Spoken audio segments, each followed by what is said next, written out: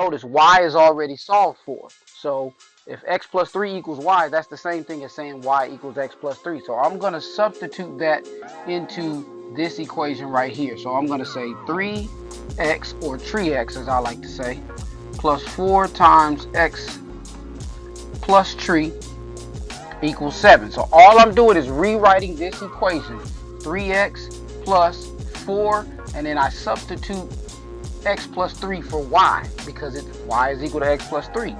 And then now I'm just going to solve. So I need to distribute there. So I have 3x plus 4x plus 12 by the distributive property equals 7. Combine these, I get 7x plus 12 equals 7. Subtract 12 from both sides to get the like terms together. Those cancel. I get 7x is equal to 7 minus 12 is negative 5. Divide by 7, divide by 7, and x is equal to negative 5 over 7. Alright? So now I have my value of x. Now I need to plug that into the other equation. And as you can see, there's a fraction, so it's going to get kind of tricky. But it's okay.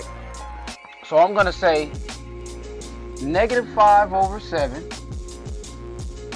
plus tree equals y. Okay, I just took this value of x and plugged it into the first equation.